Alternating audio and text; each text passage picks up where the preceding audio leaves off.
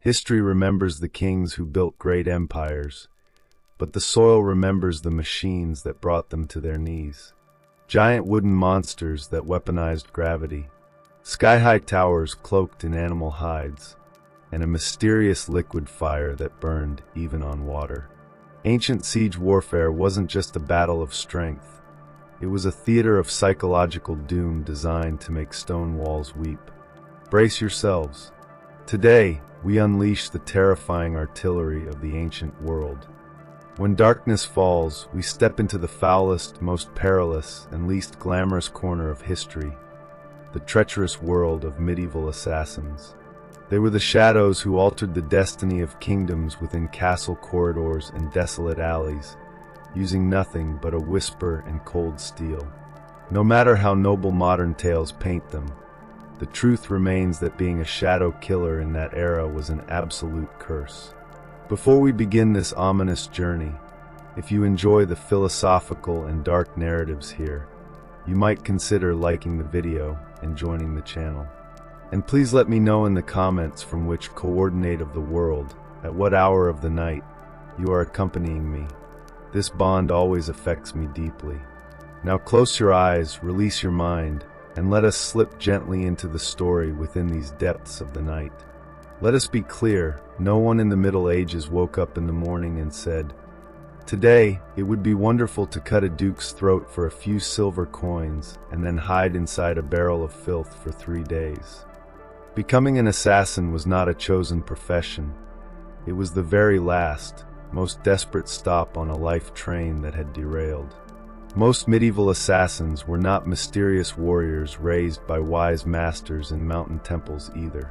They were peasants drowning in debt, soldiers expelled from the army, or people pushed completely outside the system, whose absence was not even noticed in the census. If you were wealthy or noble, you did not become a killer, you hired one. If you possessed land, a title, or just a few goats, you belonged to the ruling class.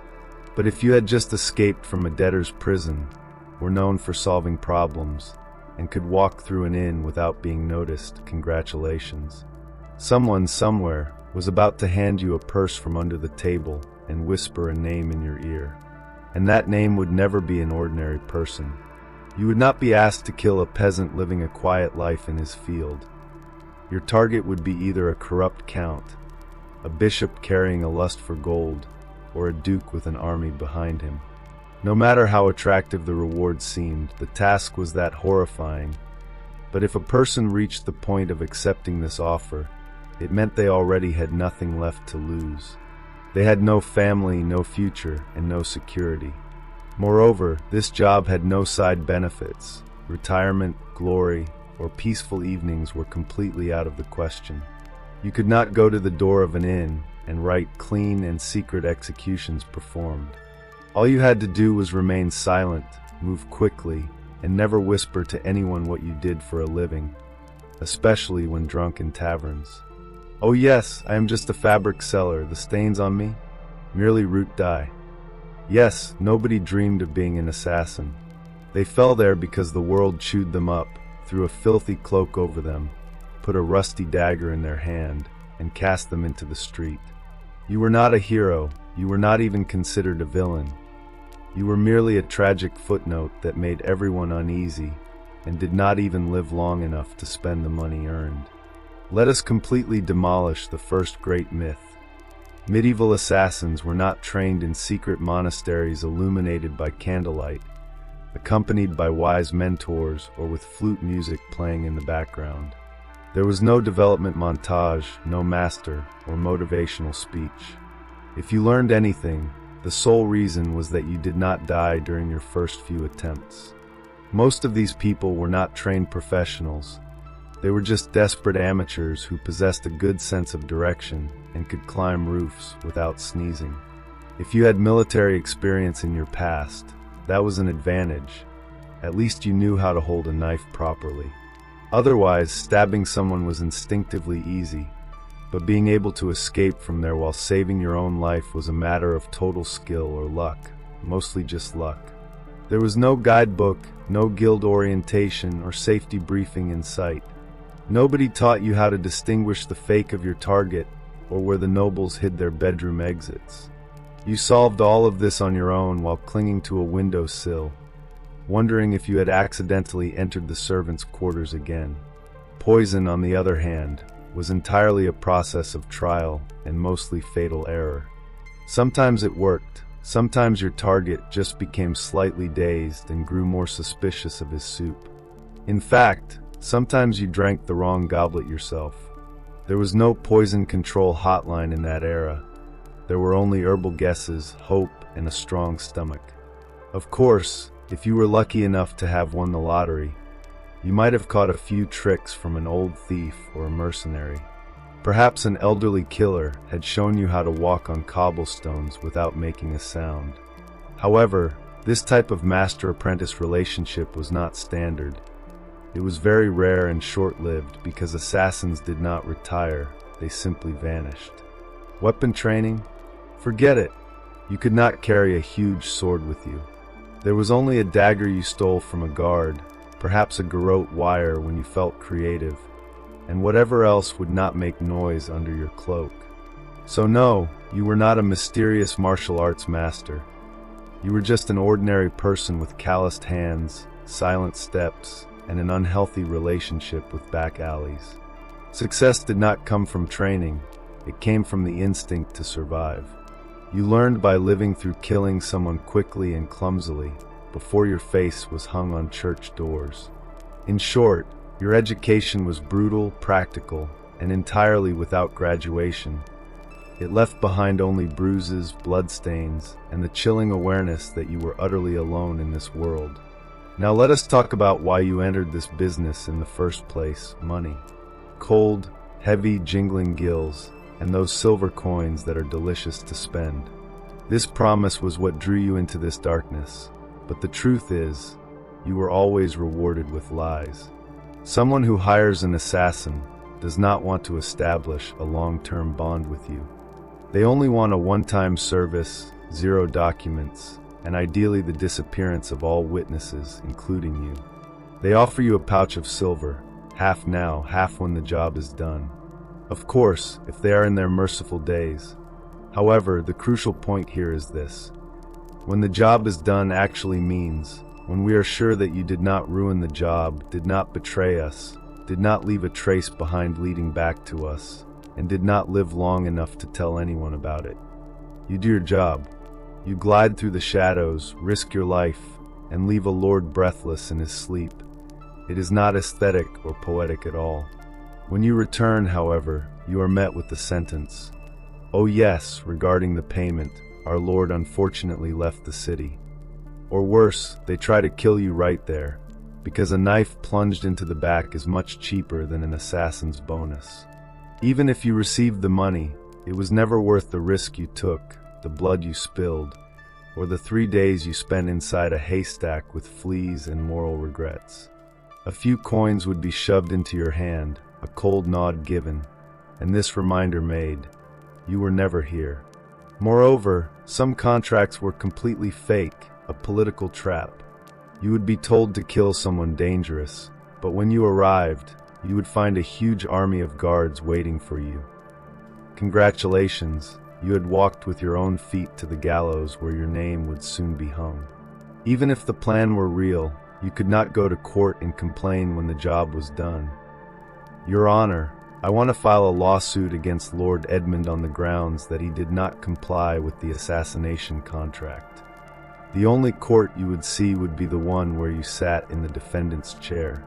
For this reason, you learned to take what you could, demand the money up front, and trust absolutely nobody. Not even that sinister scribe who told you this job would change your life. It would change your life, yes, but mostly by making it much shorter. Being an assassin meant living in the shadow of unkept promises and blending into the darkness before those promises crushed you. The job has been taken, you were deceived regarding the payment, and you will probably die. Now let us come to the matter of equipment.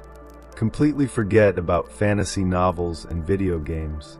There were no hidden blades emerging from the wrist, smoke bombs, magical daggers, or mechanical crossbows hidden in boots.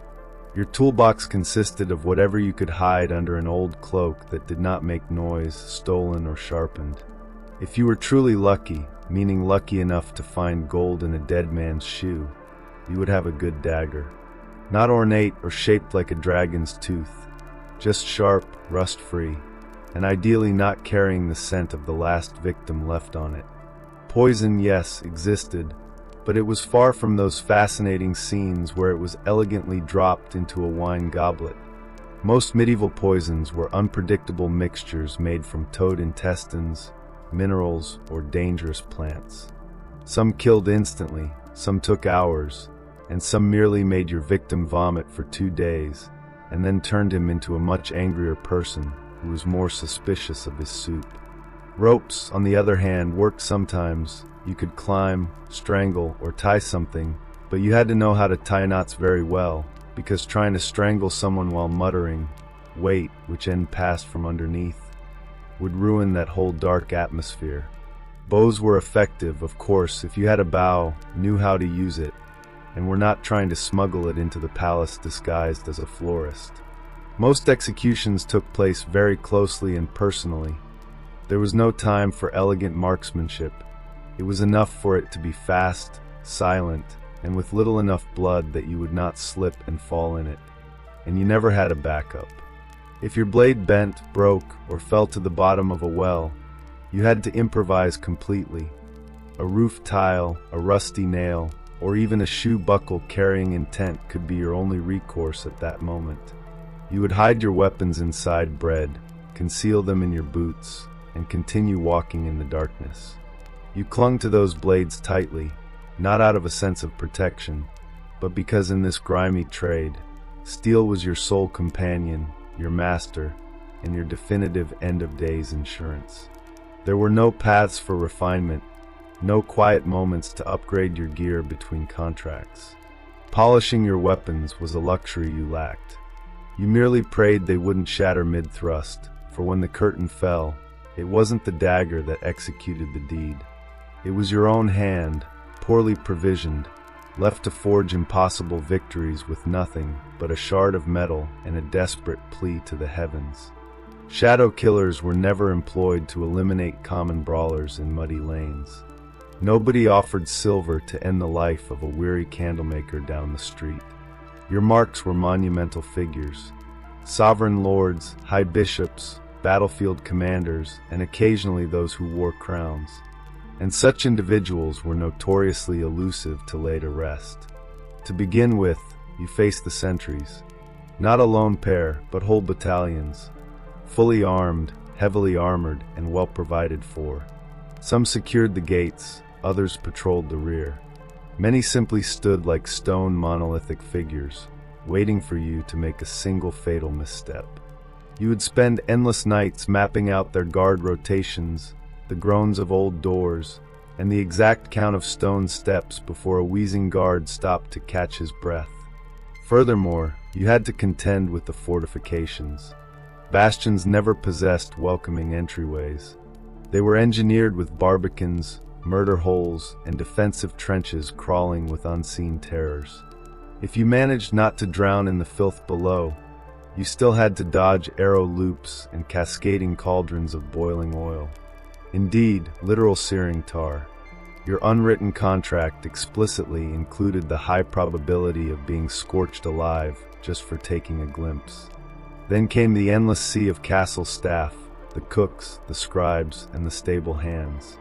A single suspicious glance from your eyes, and they would betray you to the garrison commander quicker than you could whisper a false identity. Infiltrators weren't merely dodging broadswords, they were fleeing whispers. And court rumors spread like wildfire when betrayal meant saving one's own neck from the executioner's block. Finally, consider the deep paranoia of your actual mark. Quite understandably so. These monarchs existed in a viper's nest of conspirators, envious kin with eyes on their heritage, and dozens of sycophants feigning loyalty. They refused a single bite without a royal taster. They never closed their eyes without locking 3 heavy iron bolts. A few even rested in duplicate chambers or swapped beds nightly like a fatal game of musical chairs. And do not rejoice if you discover they are attending a grand banquet. Certainly wine will flow, but you will be just as disoriented. And you must still bypass the elite palace guard, 3 hounds, a remarkably observant jester, and 50 witnesses clutching heavy iron tankards. Merely closing the distance to your quarry could demand months of patience. Simulating a kitchen hand, bribing a vulnerable maid, or crouching inside wine barrels. And when the fateful second finally arrived, you possessed a solitary opportunity. A single flawless, silent, bloodless phantom exit into the midnight air. Fail that, and you would become the next rotting warning swinging from the iron gates, bearing a placard that mocked your failed endeavor. Let us speak plainly. When the archetype of a medieval slayer comes to mind, you likely envision elegant silken garments, polished leather guards, and a dark cowl fluttering against a vast moonlit sky. In stark reality, you resembled a destitute swineherd concealing a shameful secret. Disguises during those dark ages were far from sophisticated tailoring. You didn't possess bespoke cloaks or hidden interlocking armor pieces. You survived on whatever rags you could tear from a corpse. Destitute garments, an oversized friar's habit, or the blood-stained tunic of a dead sentry that still reeked of terror. The singular objective was to vanish into the populace. Yet vanishing meant mirroring a populace that hadn't touched water in a fortnight, limped from untreated fractures, and twitched from systemic starvation. You didn't attract suspicion due to the style of your paper. You drew eyes because your hand kept twitching toward your belt to secure a blade wrapped in rough burlap. And forget about concealment masks. There were no elegant visages available. Most face wraps merely made you look like a contaminated leper, which excelled at halting small talk, but proved disastrous for slipping into high society galas. If an official demanded your lineage, your mind had to forge an instant lie. I am merely Friar Francis, responsible for silent devotions and structural repairs on the chapel roof. Even if you slipped past the outer watchman, aristocratic manners weren't managed by fools. Attendants noticed unfamiliar countenances, particularly those who fumbled with basic chores and didn't know the names of the household staff. You were perpetually one single question. I have no recollection of your face, away from having your skull fractured by a heavy iron candelabrum. And should your deception succeed, congratulations were hardly in order. You were now forced to maintain that exhausting facade for grueling hours, all while pretending to ignore the highly vulnerable targets walking directly past your blade. Furthermore, hairpieces were entirely non-existent. If a contract demanded you alter your age, your only recourse was smearing soot across your skin, distorting your posture, and praying nobody stepped close enough to realize your facial hair was held together with sticky honey. The bitter truth was that your masquerade offered no real protection. It bought you perhaps a fleeting 5 minutes of hesitation from the guards. Past that threshold, you had to be long gone, completely unseen, or remarkably silver-tongued. And if someone pulled back the curtain on your lie, well, let us just say no soul desired to be the infiltrator trapped in the monastery cellar, wearing a Mother Superior's robes while clutching a broadsword, especially during a holy festival day. In those cruel medieval centuries, an assassin walked entirely without an alliance. You possessed no companion armed with a crossbow, no brilliant apothecary brewing toxins in a hidden laboratory, and no shadowy handler delivering ciphered parchments alongside reassuring words. You had only your own flesh, a corroded dagger, and a deep, paralyzing distrust of mankind. Guilds were a myth, at least none that would ever step forward to shield your neck. And if there were faint rumors of a clandestine fraternity of blades, it was merely drunken tavern gossip fueled by cheap ale and desperate imagination. You were far more likely to encounter an actual apparition than another professional executioner looking to forge a professional network. Why such complete isolation? Because in this grim architecture of death, the fewer souls who knew of your breath, the longer you kept it. Every introduction was a gamble, every unchecked whisper a potential rope around your throat. Even the architect of your contract rarely knew your true identity, and if they stumbled upon it, you were already mapping your flight from the realm. True intimacy? Utterly absurd. Companions asked dangerous questions. Intimates noticed the dark bruising, the persistent blood spatters, and the reasons your hand never left the hilt beneath your bedding. You couldn't build a home. You couldn't afford the luxury of roots. A single miscalculation, a solitary citizen recognizing your stride in a crowded market square, and your entire existence dissolved into a desperate sprint toward the nearest stinking drainage trench. Even fellow outlaws maintained a wide berth. Footpads and contraband runners were communal creatures. You were the entity that made living souls dissolve into nothingness. They dreaded your presence, or worse, viewed you as a walking death sentence to their own operations. Nobody desired to share a hearth with an individual whose mere shadow could summon a vengeful populace bearing torches and pitchforks. And do not look for absolution. You could never confess to a living soul how difficult sleep became after quietly squeezing the life out of a corrupt prelate in his sanctuary. If you spoke of your trade, men assumed you were either a madman or a predator, and their judgment was entirely accurate. Consequently, you guarded your mysteries, your lacerations, and your steel in complete silence. In roadside taverns, you occupied the bleakest corner, spine pressed against the timber, eyes perpetually scanning the threshold. You never allowed the spirits to cloud your mind. You never lingered past a single sunrise. You refused to utter a syllable of your name unless silver crossed your palm first. And even then, it was almost certainly a moniker stolen from a dead man. To exist as a medieval executioner meant mastering the grim science of fading away, not merely dissolving into a bustling square, but erasing yourself from every quiet life you were forever forbidden to touch. Suppose you accepted the coin. You charted your entry. You slipped silver to the correct watchman. You cloaked yourself as a highly plausible laborer, and then at the precipice, your blood turned to ice. Perhaps the mark shifted unexpectedly in the dark. Perhaps they were holding the hand of their infant. Perhaps the tremors seized your limbs at the worst possible instant, and your weapon hand shook like a trapped creature in a winter storm. Consider your life forfeit, because missing your mark for a medieval blade didn't result in a mere demotion or a harsh reprimand from a superior.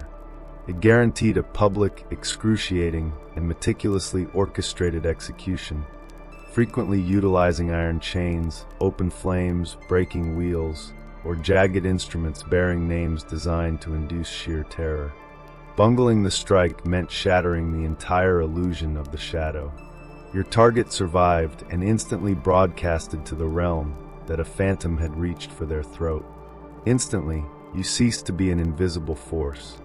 You were now a hunted fugitive with a meticulous description and likely a grotesque caricature nailed to every tavern post within 30 leagues.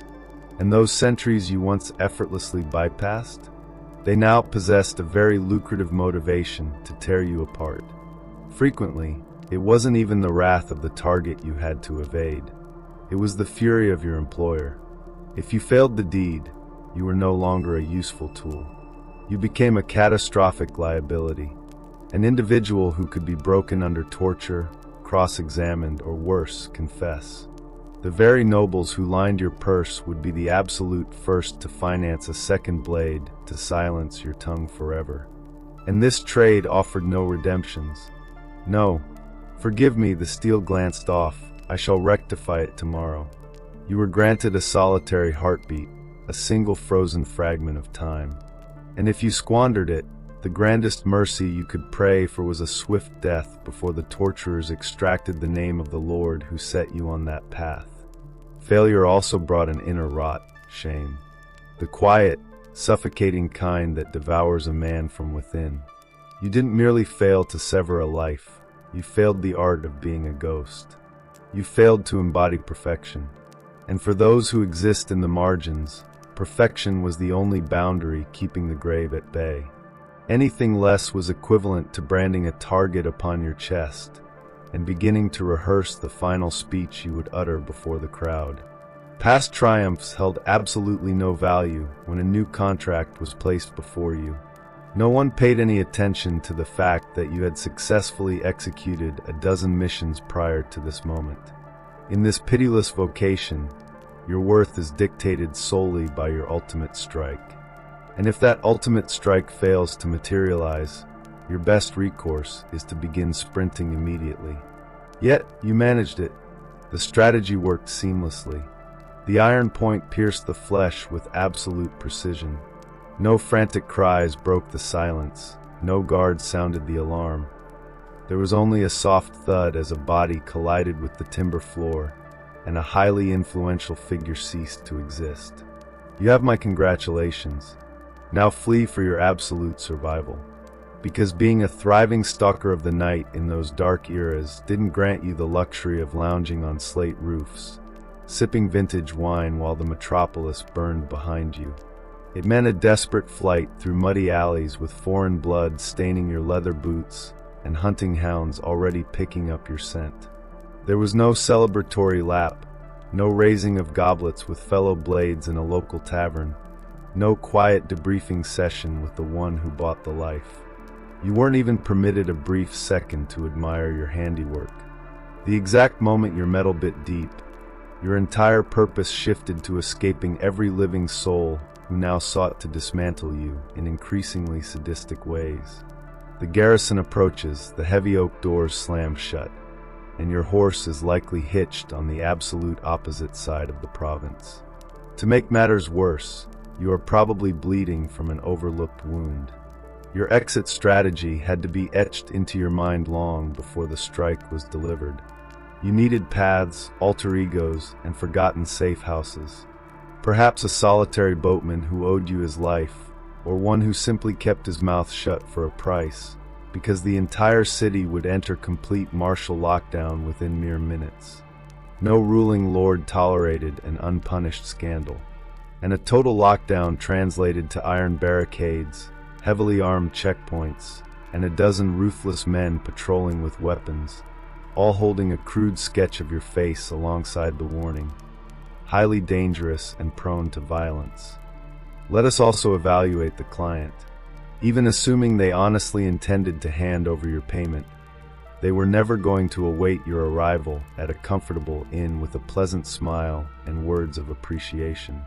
They would most likely disappear into thin air as well, because a shadow killer who has just fulfilled their mission is the most lethal entity walking the earth. You possess far too many secrets.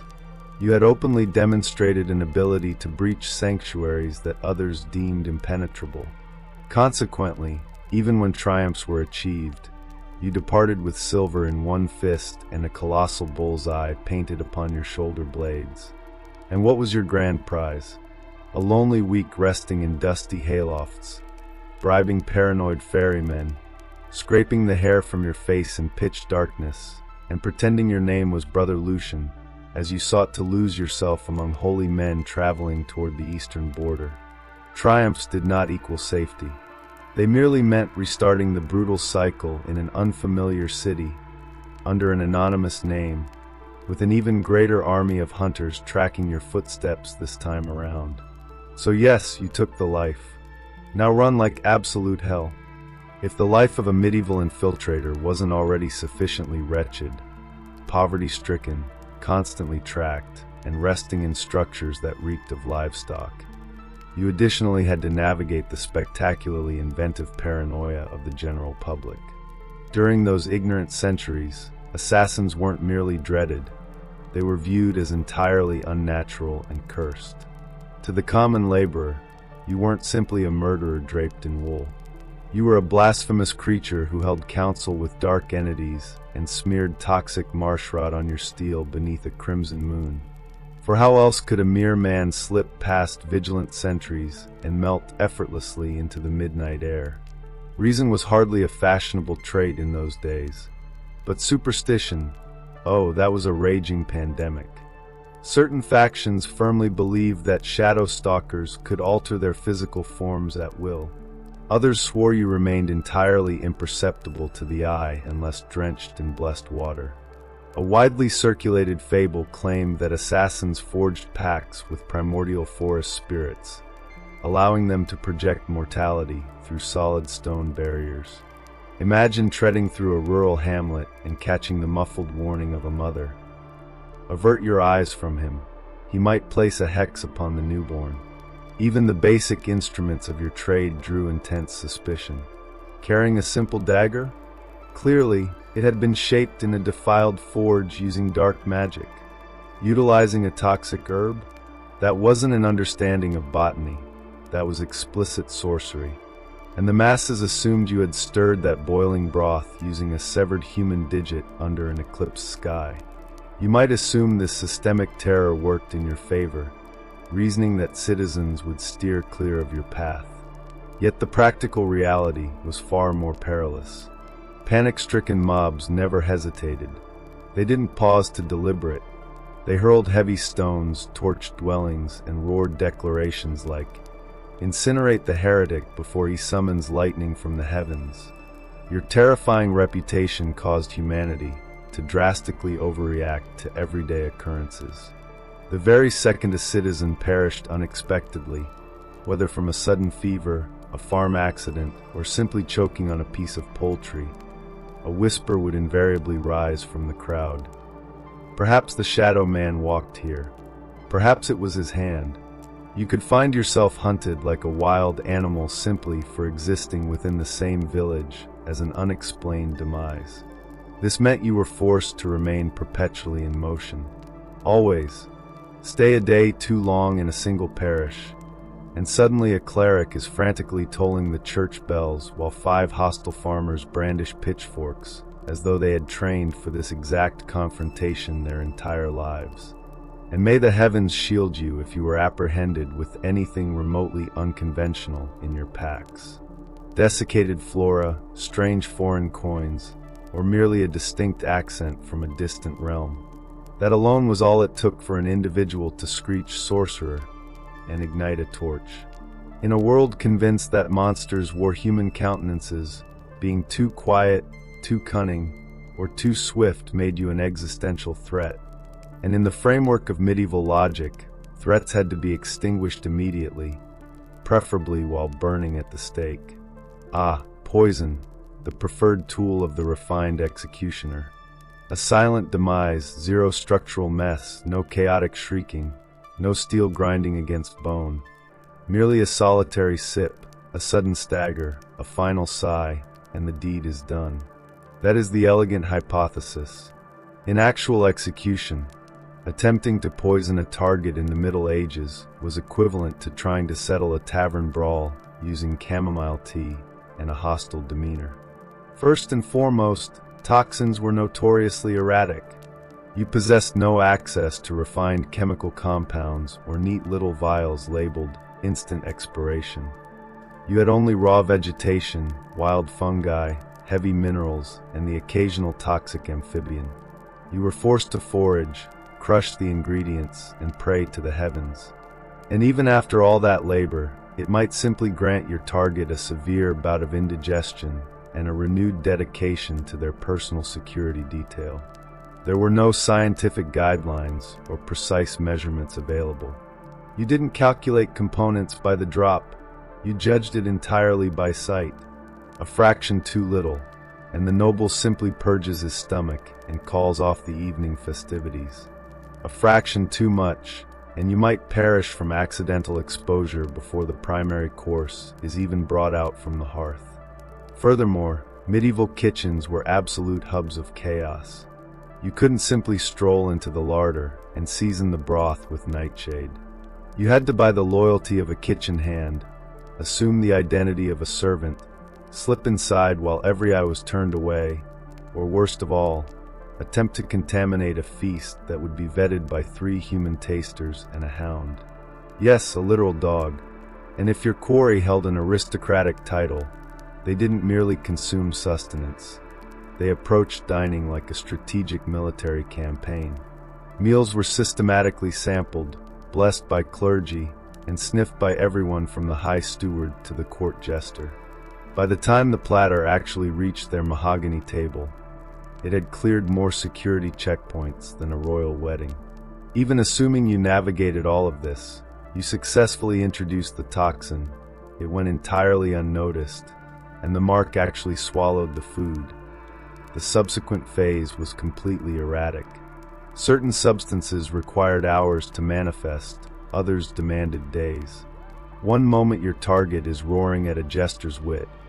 The next, he is clawing at his midsection, demanding his personal astrologer be brought forth. And if they managed to survive the ordeal, guess who received the entire blame? Not the head cook, not the official taster. You, the quiet traveler with an extensive knowledge of flora and those restless, twitching eyes. Thus, utilizing toxins was never an efficient strategy. It was high risk, agonizingly slow, and plagued by variables, not a single one of which worked in your favor. And if the guards apprehended you, a swift hanging was out of the question. You would be interrogated with iron implements until you confessed to poisoning every living creature from the Grand Duke down to the stable hound. You might fondly imagine that if you successfully altered the trajectory of human history by dethroning a ruthless tyrant, sabotaging a royal lineage, or neutralizing a massive political menace, someone would at least preserve your moniker in the annals of time. Absolutely not. You were a shadow killer. That meant your very identity was engineered to be entirely erased from memory. At the absolute best, you survived merely as a baseless rumor, a hooded silhouette, a traveler with freezing eyes, or the silent patron who vanished before finishing his tankard of ale. You could have executed the most brilliant, legendary contract of the century and still concluded your story as an unexplained sudden demise in the official court journals. In truth, that was the entire objective of the trade. Your employer didn't desire an epic poem. They demanded absolute, ironclad deniability. The fewer souls who understood the mechanics of the deed, the safer their own necks remained, and the less likely they were to end up poisoned by the very blade they had hired. Consequently, your name was interred the exact second the heart stopped beating. If you even utilized an authentic name to begin with, you never signed your craft. You didn't boast in taverns. You kept no morbid trophies from the fallen. You ceased to exist outside the singular fragment of time required to take the life. And if someone did manage to discover your true moniker, that constituted a loose thread. And in your line of work, loose threads possessed an incredibly brief shelf life. Do not speak of honor either. There were no golden medals distributed for maintaining silence. No granite obelisks were carved to honor the man who averted a continental war with a single silver point in the dead of night. If a monarch desired a monument, they commissioned a grand statue of their own likeness. Your reward was a splintered pine box, an unmarked ditch in the woods, or if the operation went spectacularly wrong, your severed head mounted upon an iron pike with a placard reading traitor. Occasionally, your name was preserved solely so it could be spat upon and cursed. You became a whispered cautionary tale. Never defy the crown. Do you recall the fate of Lord Ulrich? Indeed, and the phantom who enacted it dissolved like mist into the night. That was your ultimate legacy.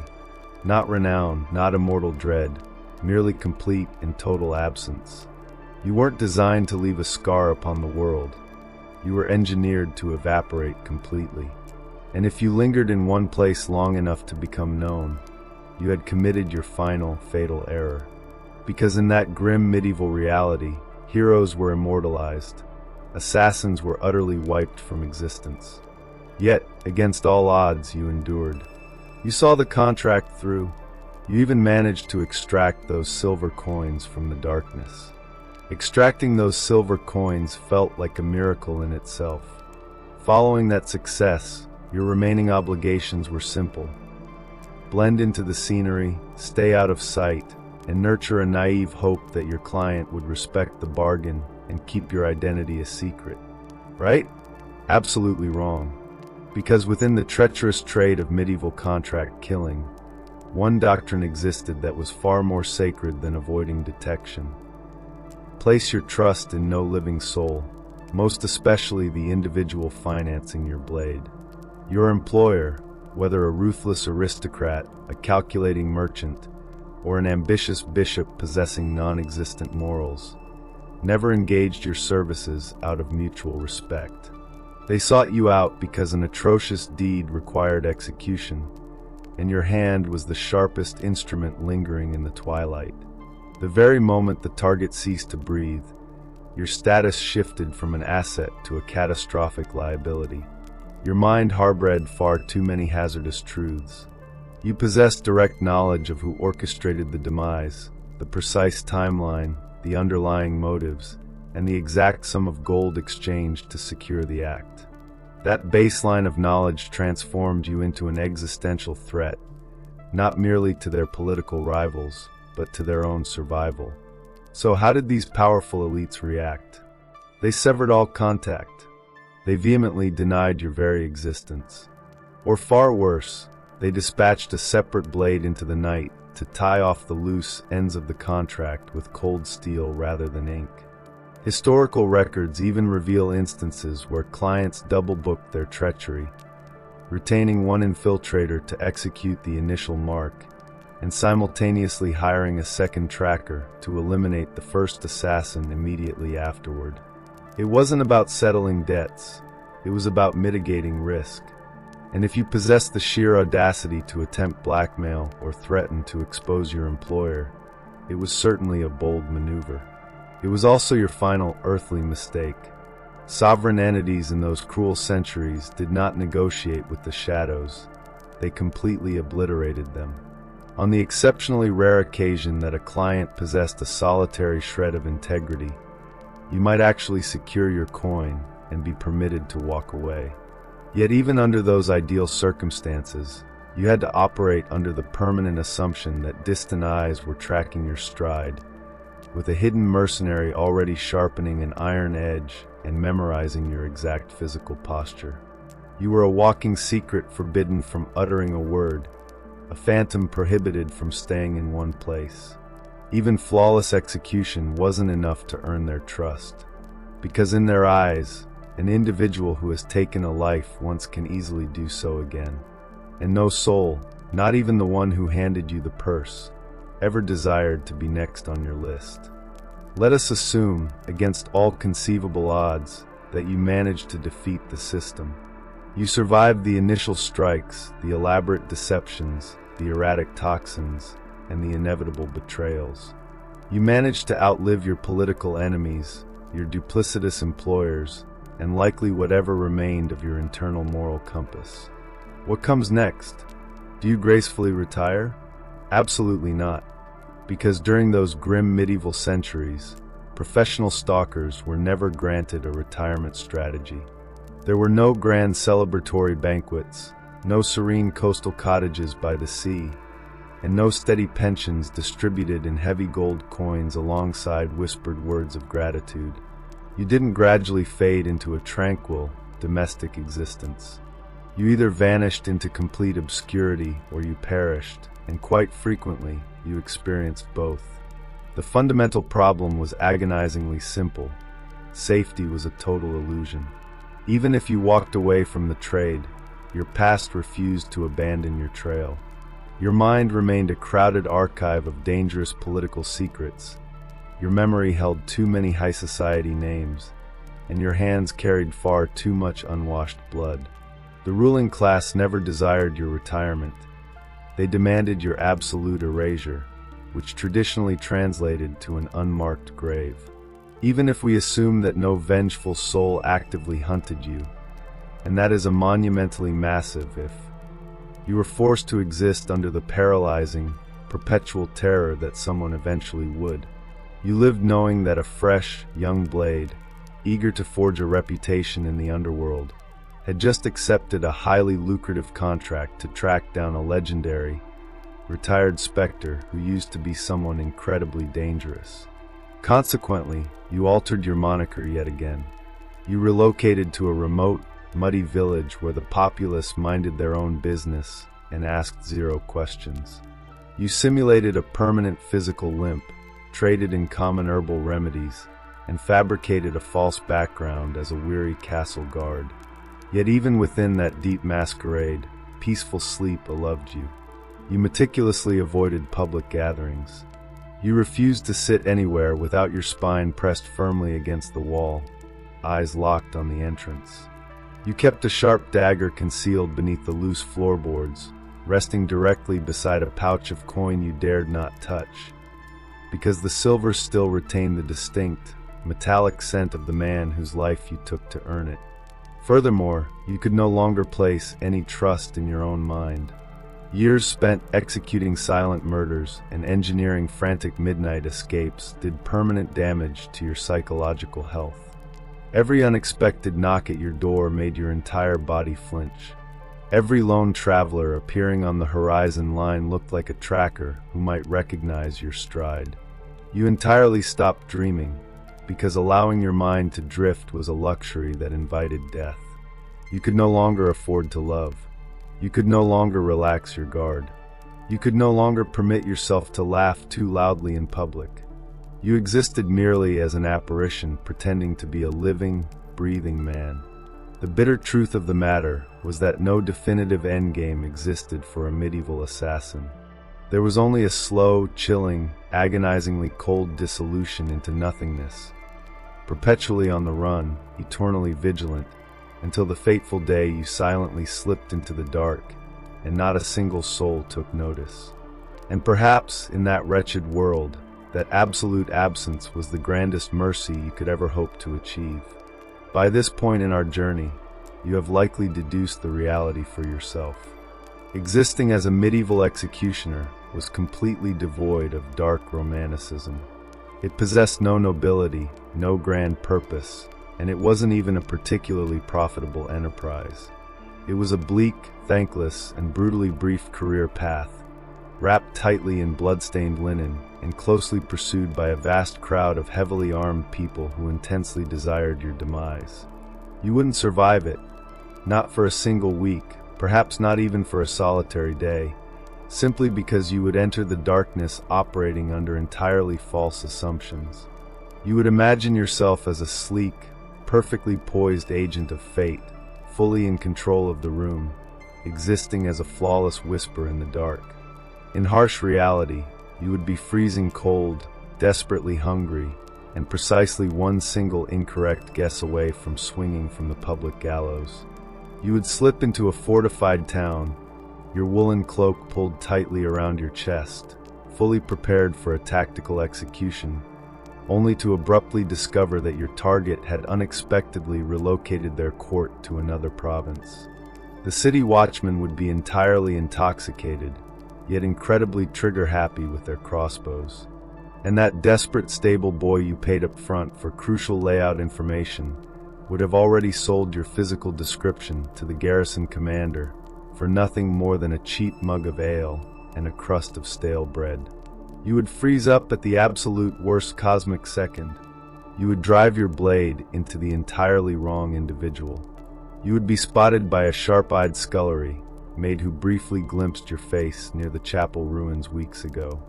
And instantly, you are no longer a terrifying shadow. You are a cornered, desperate problem. What do you do then? You run, but you are completely unaccustomed to the reality of medieval terrain. The thick, exhausting mud, the radically uneven cobblestones, and the completely chaotic, absurd number of loose chickens scattering across the public streets. You lose your footing, slam hard into the filth, and find yourself violently tackled to the earth by a common guard named Thomas, who just got abandoned by his partner and is actively seeking a violent outlet for his rage. And let us assume you somehow survived that initial capture. You must then contend with the bleak aftermath. You possess zero allies, absolutely no honor, and a completely non-existent future. There are only hostile whispers, systemic suspicion, and the slow, suffocating realization that even if your mission succeeds, the absolute pinnacle of your ambition is to die old, paranoid, and completely isolated. hiding behind a stolen identity in a backwards village that still frightens itself with stories of forest fairies. So no, you wouldn't endure. And frankly, you shouldn't even dare to try, because the assassin's life was never legendary. It was a brutal, unfeeling engine that chewed human souls to pieces and spat out nothing but shadows. It offered a fleeting taste of power entirely devoid of internal peace, and a grim sense of purpose without ever granting you a true home in this world. You didn't make history. You systematically erased your own footprint from it, and the solitary entity awaiting your arrival at the very end of the trail was silence. A complete and total silence that no living soul would ever bother to question, because no one remembered you were ever there in the first place. Long before her name struck terror across the ancient world as the formidable Queen of Macedonia, Olympias was known simply as Myrtale, a proud Meletian princess originating from the wild, rugged, and fiercely tribal territories of Epirus. Her royal bloodline claimed direct, unyielding descent from the legendary hero Achilles himself. And whether or not the fiery blood of demigods truly surged through her veins, one historical reality remained absolutely undeniable. This was a woman who was never engineered to sit quietly on the sidelines of human history. From her earliest years, Myrtale was deeply immersed in an environment of profound mystery, sacred omens, and ancient ritualism. Her upbringing was forged not merely by the cold calculations of tribal politics, but by prophetic visions, ecstatic religious rites, and a deep, unsettling reverence for the primordial gods. She was categorically not the type of princess who smiled politely for guests and spent her afternoons embroidering tapestries in the courtyard. No, she possessed a dark, powerful attraction to venomous serpents, cosmic omens, and the wild, frenzied nighttime ceremonies of the cult of Dionysus, where women danced entirely barefoot beneath the glow of a pale moon, calling upon the divine through states of deep spiritual trance. Her connection to the ancient gods was never a performative display for the public. It was intensely personal. She didn't merely worship the divine, she actively embodied it, according to ancient historical sources, almost certainly penned by contemporary men who were simultaneously terrified and completely captivated by her presence. She maintained sacred snakes directly within her private chambers, and even permitted them to coil beside her body in her bed. Whether this was a literal historical fact or simply the specific brand of monstrous slander that highly powerful women tend to attract like flies, we will never truly know. But the imagery stuck permanently to her legacy. To her political allies, it elevated her to the status of a living divinity. To her mounting enemies, it transformed her into an incredibly dangerous threat. Her authentic power did not originate on a blood-soaked battlefield or within the polished architecture of a throne room. It was born in the uneasy, flickering glow of torchlight, echoing among the hushed whispers of priestesses and the undulating, scaly bodies of her serpents. She wasn't just a princess seeking a marriage alliance. She was a living oracle, a woman touched by an entity far older than politics and significantly colder than polished steel. Consequently, when King Philip II of Macedon, brutal, brilliant, and famously driven by his insatiable appetites, arrived at the sacred island of Samothrace to undergo a mystical religious initiation, he didn't merely encounter a beautiful princess. He collided with a cosmic mystery that his ego could not resist. Their eventual marriage was far more than a standard political contract between neighboring realms. It was a violent collision of prophecy, ambition, and raw power. From its absolute inception, the union was saturated with dark, legendary omens. Certain chroniclers claimed that a violent bolt of lightning tore through the night sky on their wedding eve.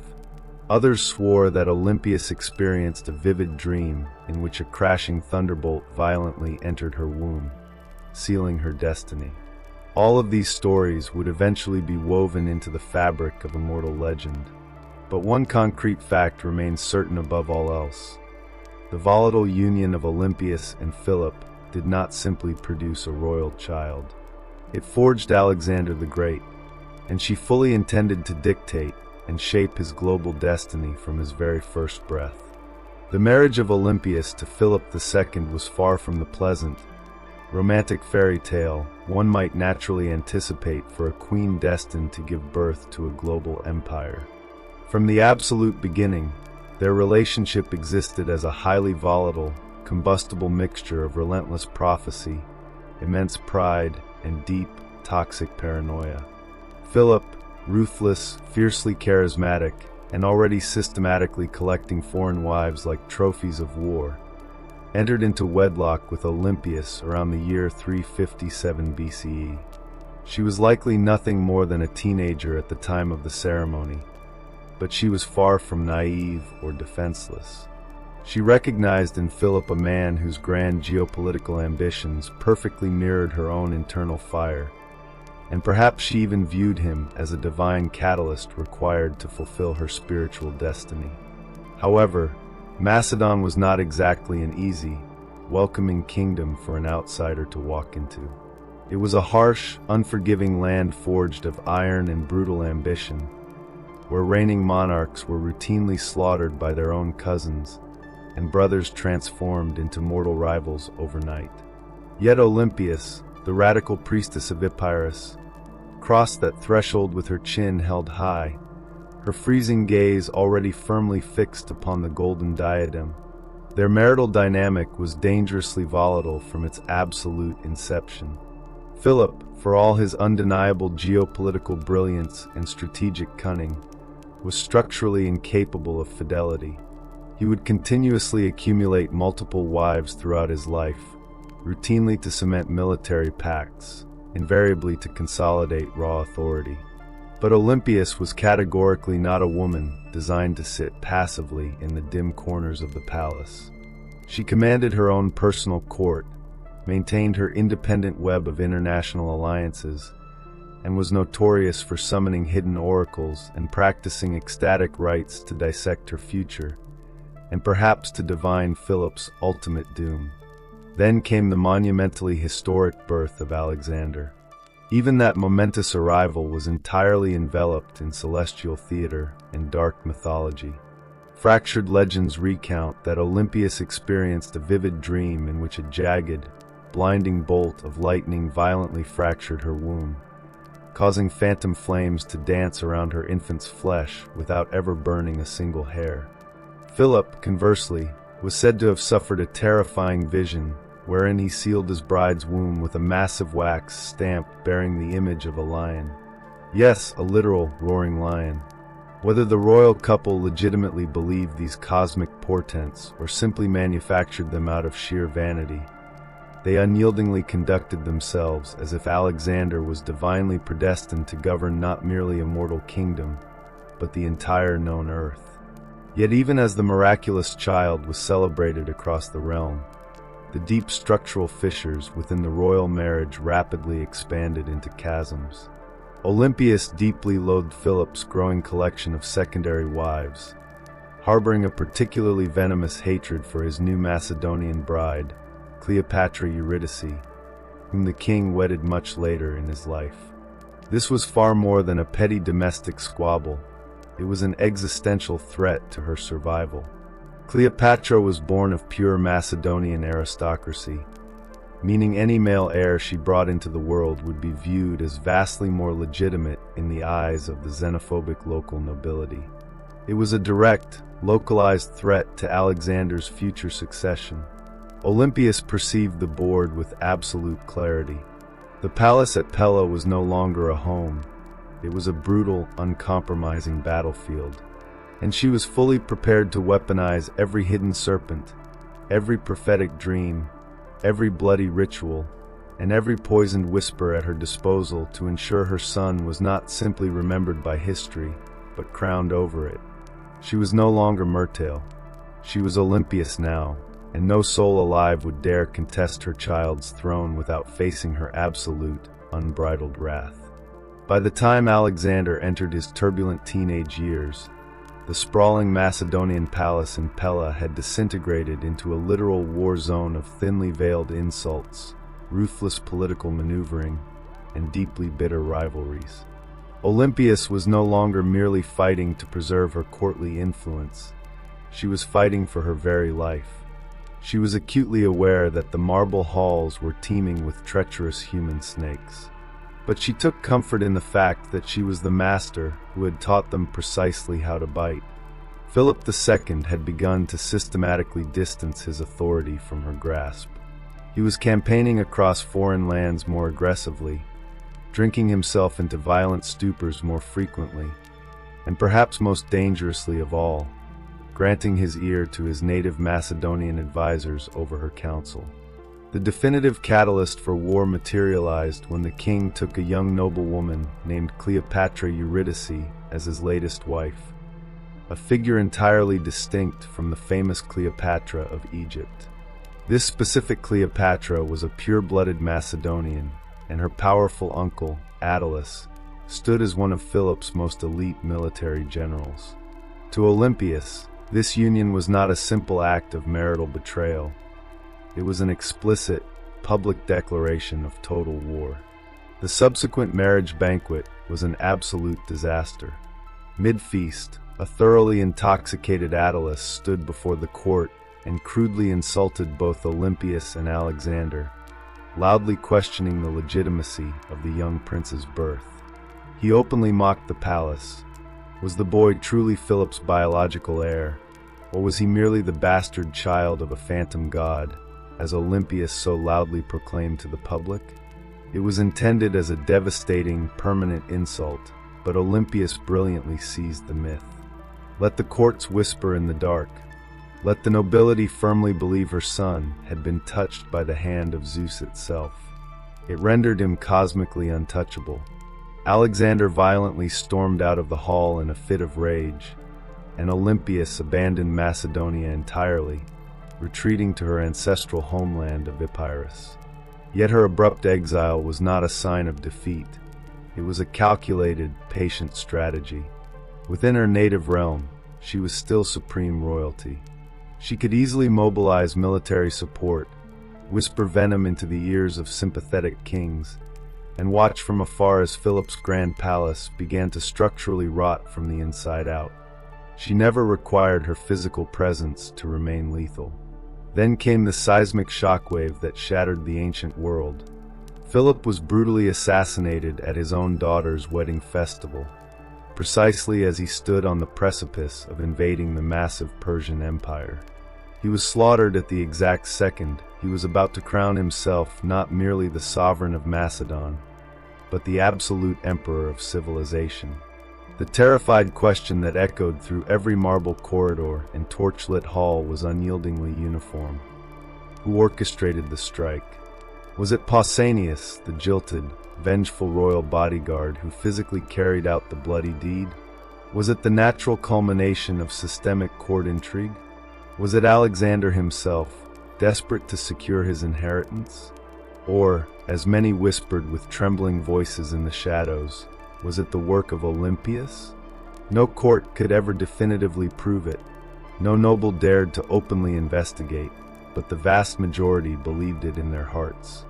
After all, within mere days of the king's demise, Cleopatra Eurydice and her newborn child were found dead. Murdered, some whisper, by the direct command of Olympias herself.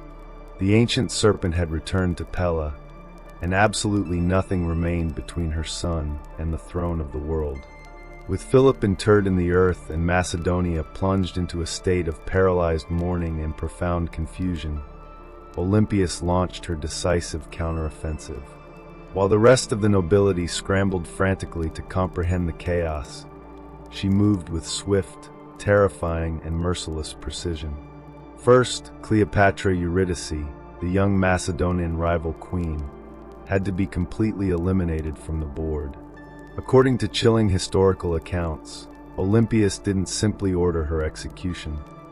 She transformed her demise into a highly symbolic, public, and intensely humiliating spectacle. Certain chroniclers assert that Cleopatra was brutally forced to hang herself with a rough rope after being made to watch her infant daughter be slaughtered before her eyes. Other accounts claim Olympias had the helpless child ruthlessly thrown alive onto a raging funeral pyre. What remains universally agreed upon by history is this: absolutely no mercy was granted. Olympias thoroughly understood a brutal political reality that many sovereign mothers in ancient courts completely refused to accept. Within a royal palace, mercy is a catastrophic liability. A rival child, no matter how small or innocent, represents a future civil war in incubation. And Olympias was entirely finished playing defense. With Cleopatra and her dangerous bloodline utterly erased from existence, she could finally turn her formidable focus toward securing Alexander's absolute dominion. Her teenage son, bold, brilliant, and already rigorously trained in philosophy by Aristotle, was declared the undisputed king without any serious domestic opposition. But do not be deceived by the historical romance. It wasn't merely his magnetic charisma or his late father's martial legacy that rendered his ascension so seamless. It was the terrifying shadow of Olympias. She knew precisely which generals to violently threaten, which nobles to subtly flatter, and which lingering enemies to quietly dissolve in the dark. She wasn't simply protecting her son's rapid rise, she was its primary architect. Alexander himself didn't always condone her methods. Historical records indicate he expressed deep disapproval regarding the excessive violence unleashed upon Cleopatra's kin. Yet he also conspicuously chose never to stop her hand, because deep within his soul, he understood what Olympias had always preached: absolute power demands blood. And in the treacherous kingdom of Macedonia, bloodlines were simultaneously a magnificent blessing and an iron curse. With her boy finally established upon the throne, Olympias began to subtly recede from the glare of public life. But make no mistake, this was no peaceful retirement. She merely shifted her strategy from overt, bloody strikes to whispered, psychological influence. As Alexander prepared to launch his legendary invasion against the Persian Empire, she remained behind in Europe, not as a passive, doting queen mother, but as the active spiritual guardian of his global destiny. She regularly dispatched sacred, blessed relics to his war camps, constantly consulted cryptic oracles across Greece, and performed dark, complex rituals to guarantee his victory. To Olympias, her son's campaign was never a mere military endeavor. It was an explicitly divine crusade. Alexander wasn't simply going to war, he was actively fulfilling cosmic prophecy. And so long as breath remained in her lungs, no political rival, whether Macedonian, Persian, or otherwise, would ever be permitted to derail that divine architectural plan. She had crowned her boy. She had purged the palace with iron and fire. Now, she would guard his empire from behind the heavy velvet curtains, with her teeth permanently bared at the dark. As Alexander marched his massive phalanxes eastward to conquer the known world, Olympias remained firmly entrenched behind the lines in Macedonia. She was a queen without a formal throne, yet she was entirely devoid of weakness. Her official title was merely Queen Mother, but make no mistake, she governed the realm in every capacity but name. Though the official regency of the kingdom had been technically entrusted to Antipater, one of Alexander's most seasoned and trusted veteran generals, Olympias fiercely refused to be sidelined by an old soldier. She dispatched a non-stop torrent of letters to her son thousands of miles away, constantly advising his strategy, warning him of plots, and at times harshly chastising his behavior. These were categorically not the gentle, affectionate letters of a loving mother. They were hyper-analytical political intelligence briefings laced with mystical oracles and venomous critiques. And Alexander, marching through the dust of Asia, meticulously read every single syllable. She relentlessly reminded him of who his authentic enemies were. She actively questioned the loyalty of his closest military companions. She heavily criticized his growing infatuation with foreign Persian customs, his controversial choice of exotic wives, and his dangerous philosophical flirtations with demanding to be worshipped as a living god. Absolutely no one else on earth possessed the raw audacity to speak these hard truths to the conqueror. But Olympias never feared to voice her mind, speaking with the absolute authority of both a mother and a high priestess of divine will. Back home in Macedonia, Antipater's resentment grew into a volatile fury. Olympias systematically undermined his administrative authority at every conceivable turn. She weaponized her immense social status, her undisputed religious dominance, and her deep royal family ties to constantly ignite pockets of noble opposition against him. She commanded profound influence across Epirus, throughout Thessaly, and within the core of the ancient aristocracy. She could ignite and spread political rumors like a raging wildfire. And with a woman like Olympias, a well-placed whisper in a hallway was significantly deadlier than an iron sword in the field. Meanwhile, her written warnings to Alexander grew increasingly frantic and severe. She continuously painted Antipater as a highly ambitious, dangerous figure, labeling him a second Philip in the making, a traitor actively preparing to betray the crown and usurp the throne the moment the prince stumbled. Whether she genuinely believed these warnings or simply feared losing her iron grip on the levers of power, she kept pressing her son to eliminate the general. Alexander, however, hesitated to strike. He critically required Antipater's veteran hand to maintain absolute military order across the rebellious Greek city-states while he engaged millions of troops in Asia. And so, the bitter psychological rift between mother and general expanded into a massive political chasm. Olympias watched from Pella. She bided her time. But beneath her heavy religious robes and calculated maternal anxiety, her patience was rapidly evaporating. She hadn't survived decades of savage palace warfare, merely to be dictated to by a scarred old soldier.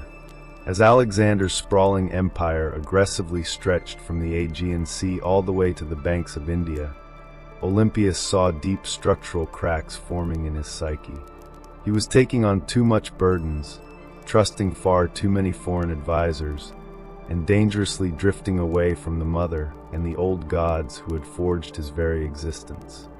She firmly believed his magnificent victories were born exclusively from divine favor and from her own hand.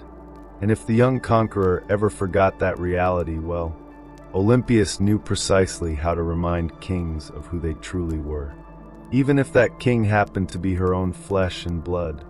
When the catastrophic news of Alexander's sudden, mysterious death in Babylon finally reached the borders of Macedonia in the year 323 BCE, it didn't arrive with the heroic blast of a royal trumpet. It struck the palace like a cold dagger in the dark. The death of Alexander the Great was a catastrophic fracture that shattered the known world. His sweeping empire became an arena of immediate greed, and the powerful commanders who once rode by his side transitioned instantly into rival warlords. They tore at the boundaries of his conquests like scavenger birds descending upon a battlefield. In Macedonia, the house of Antipater maintained an iron grip on the homeland, harboring deep-seated malice toward the king's mother. Simultaneously, Alexander's sister, Cleopatra, became a strategic target, relentlessly pursued by competing generals who viewed her royal blood as a golden key to absolute legitimacy. From her exile, the Queen Mother witnessed the gathering storm and knew that a brutal war of succession was a certainty. Her legendary son was gone, yet his genetic legacy endured. That survival was concentrated in an infant born across the eastern frontiers. Young Alexander IV, the child of the Bactrian princess Roxana. Stranded in the volatile heart of the homeland, this boy was a fragile piece of history, an enticing target for usurpers, and a deadly political tool.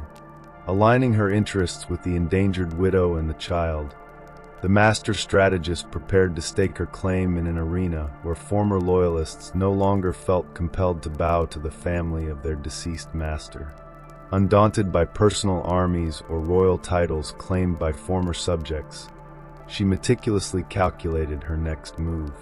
She watched as Antipater passed away, only for his authority to be seized by his calculating son, Cassander, a rival characterized by absolute ruthlessness and zero patience for her mystical maneuvers.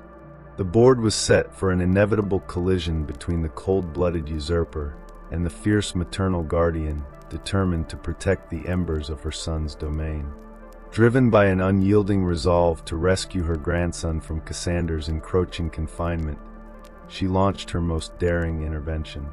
Securing a pact with Polyperchon, an old guard commander who clung to a remnant of legal regency, she marched across the frontier at the head of an armed force.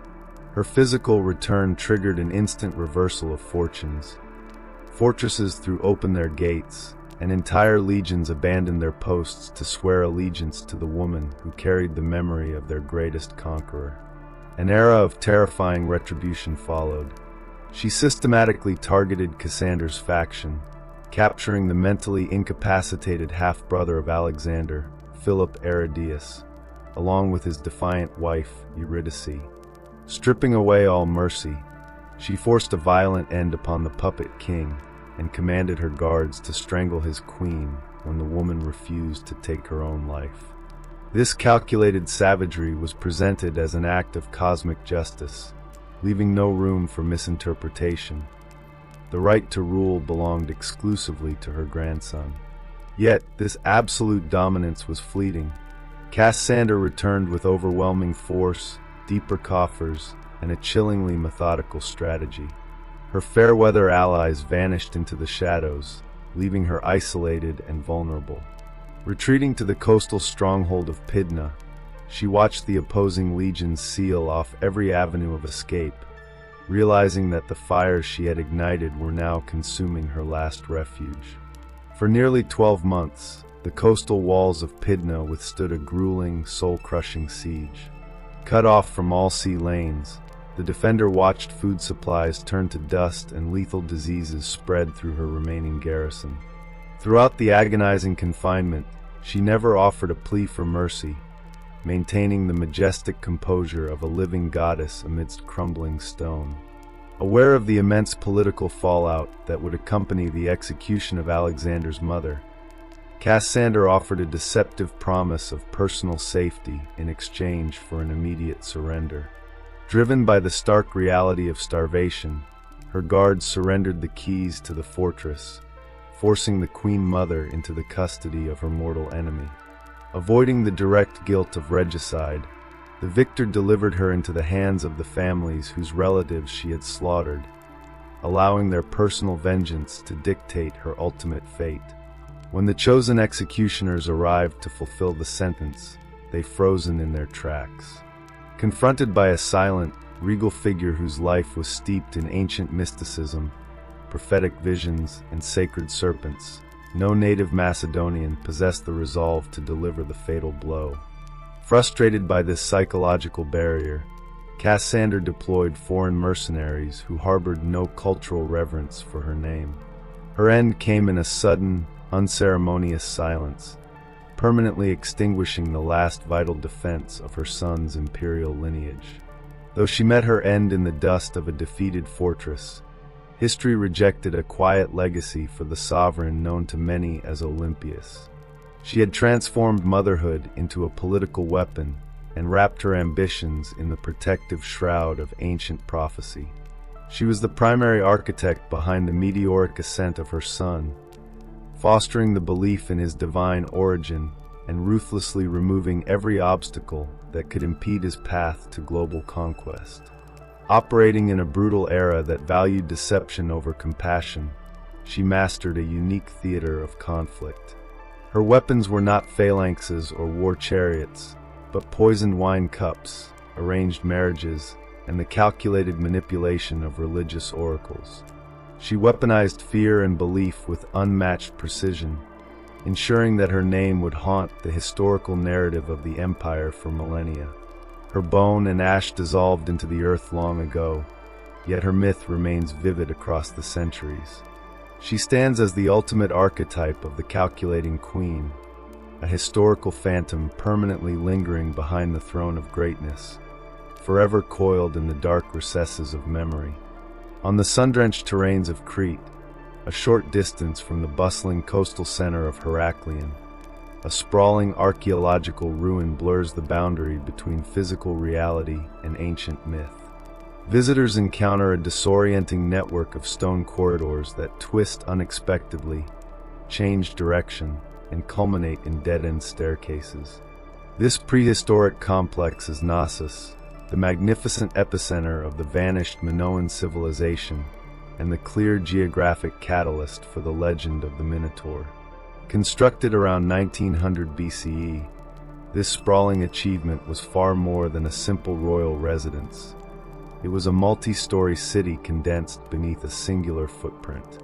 Spanning approximately 150,000 square feet and featuring over 1,000 distinct chambers, it boasted advanced light wells, vast storage facilities, functional drainage systems, and complex ventilation networks. To a foreign traveler arriving from the rudimentary settlements of the mainland, navigating this architectural maze must have felt like a descent into an enchanted, alien world. In the early decades of the 20th century, British archaeologist Arthur Evans excavated these ruins, becoming convinced that the structural layout inspired the Greek myth of the maze. Bull iconography was ubiquitous across the site, vividly painted onto plaster walls, carved into massive stone blocks, and cast into delicate gold amulets. While no subterranean dungeon was ever uncovered, the deliberately confusing architecture of loops, distinct sectors, and overlapping tiers ensures that the mystery of Knossos remains unsolved. The classic legend details a monstrous entity, half-man, half-bull, confined deep within an inescapable maze, requiring an annual tribute of Athenian youth until the hero Theseus navigated the darkness using a ball of scarlet thread. Beneath the fantastic imagery of this tale lies a stark historical reality regarding the Bronze Age Mediterranean. The Minotaur was not a literal beast, but a terrifying symbol of Minoan maritime dominance over the early settlements of Greece. The annual sacrifice of 14 used records a cultural memory of political extortion, a time when a powerful naval empire forced weaker vassal states to surrender their human wealth to sustain its grand palaces and strange customs. To mainland Greeks, Minoan religion was an alien system centered on bull-leaping rituals and ecstatic priestesses. The labyrinth represented the complex, inescapable administrative machinery of this maritime superpower. The triumph of Theseus marks a critical geopolitical shift, the exact moment mainland Greece shattered its economic chains. Though the physical palace of Knossos was eventually destroyed and abandoned around 1450 BCE due to natural disasters and subsequent invasions, the psychological shadow of the maze remains fixed in human consciousness, serving as a timeless reminder that beneath every grand civilization lies a dark, ravenous interior. Long before the marble columns of Athens climbed toward the sky, or the shields of Sparta clashed in unyielding phalanxes, an entirely different power held sway over the ancient Mediterranean. This was the domain of the Minoans, a unique, hyper-advanced society whose dominance relied not on territorial conquest, but on a vast maritime trade network, breathtaking artistry, and a nearly supernatural comprehension of architecture. From roughly 2600 to 1400 BCE, their commercial fleet acted as a collection of silent arrows cutting across open water, bridging the gap between Egypt, Mesopotamia, the Levant, and the distant shores of Spain. Their vessels returned laden not with captives, but with valuable pottery, saffron, bronze, and high-end luxury items, proving that economic relationships could forge an empire far wealthier than any military engine. At the very core of this maritime golden age stood the sprawling metropolis of Knossos. Unlike the rugged, stone-fortified citadels of the later Mycenaean Greeks, this massive complex was built within a fertile, open valley, completely lacking defensive walls. This deliberate lack of physical barriers indicates either absolute security on their island sanctuary or a projection of naval power so immense that land defense became irrelevant. The Minoans preferred to display their dominance through architectural sophistication rather than heavy fortifications. Their fluid art celebrated the natural world, playful dolphins, and dynamic human movement, bypassing the typical ancient themes of bloody warfare or divine retribution. Even their spiritual landscape was fundamentally distinct. Instead of a distant king of the gods ruling from a mountain peak, they revered powerful, bare-breasted goddesses who held venomous serpents aloft, potent icons of fertility, protection, and underworld mystery. Yet, for all their dazzling advancement, this brilliant culture chose to guard its deepest secrets. Their primary administrative script, known today as Linear A, remains entirely unreadable, meaning we do not know what these people called themselves, what names they gave their rulers, or what prayers echoed through their halls. They left behind a magnificent riddle wrapped in vibrant plaster, a civilization that shimmered brightly like sunlight on the Aegean before dissolving into total obscurity. To step inside the ruins of Knossos is to abandon all familiar concepts of structural layout and wander directly into a physical manifestation of labyrinthine time. The complex was not merely a royal residence.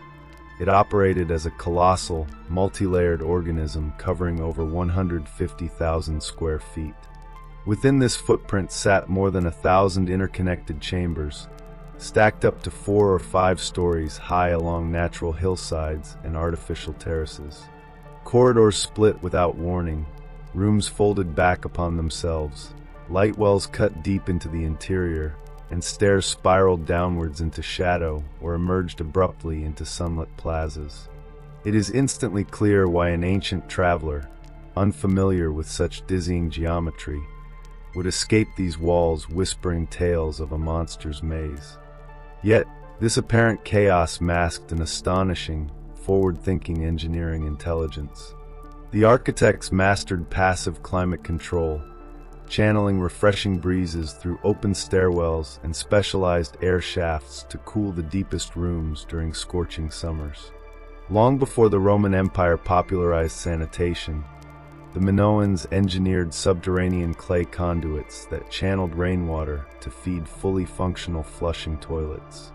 At the center of this structural puzzle sat the enigmatic throne room, where a simple alabaster chair remains built directly into the masonry, flanked by stone benches and guarded by painted frescoes of griffins, mythical beasts bridging the human and divine realms. Was this a seat for a priest-king, an oracle, or a living goddess? The stones refused to offer a definitive answer. The entire environment spoke in brilliant, uninterrupted color. The walls featured vibrant depictions of marine life, elegant women dressed in elaborate flounced skirts, and daring athletes leaping over charging bulls midair. This art was an absolute declaration of identity, fluid, unconstrained, and deeply bonded with the earth and sea. As a traveler dug deeper into the interior, the layout became increasingly disorienting, suggesting that portions of the palace were intentionally rendered complex to invoke awe, deep reverence, and a lingering touch of psychological dread. It was a structure designed from its very foundation to make visitors question their position and wonder what was waiting around the next dark corner. Knossos was far more than an administrative center or an elite playground. It functioned as an architectural prayer, an expression of a society where the boundary between the sacred and the secular simply did not exist. Unlike later classical Greek sanctuaries defined by towering columns erected for Zeus or Athena, the spiritual essence of the Minoans was woven into the very masonry of the building itself. Quiet shrines occupied unexpected corners, sacred pillars stood like silent sentinels, and stylized stone bull horns ornamented rooftops and altars. The bull was not a beast to be feared or conquered. It was an object of intense cultural devotion, representing a profound connection between human ritual and the raw forces of nature. This devotion found its ultimate expression in the dangerous ritual of bull leaping. The famous frescoes found within the palace do not show a casual sport, but a terrifying, highly choreographed sacred theater. Young men and women would confront a full-grown, charging bull, grabbing its massive horns to launch themselves over its muscular back in a breathtaking display of agility and trust.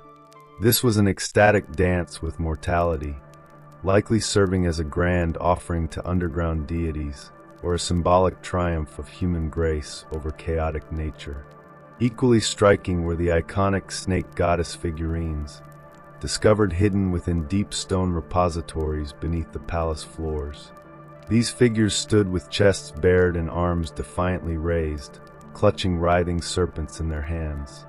Far from submissive idols, they radiated absolute spiritual authority as guardians of the household, cycles of renewal, and the mysteries of the underworld. To the Minoan mind, the snake was a symbol of rebirth, a creature sliding between the cracks of the earth into the dark unknown. Because the entire palace was saturated with these symbols, altars, and shifting passageways, it functioned like a massive ritual machine.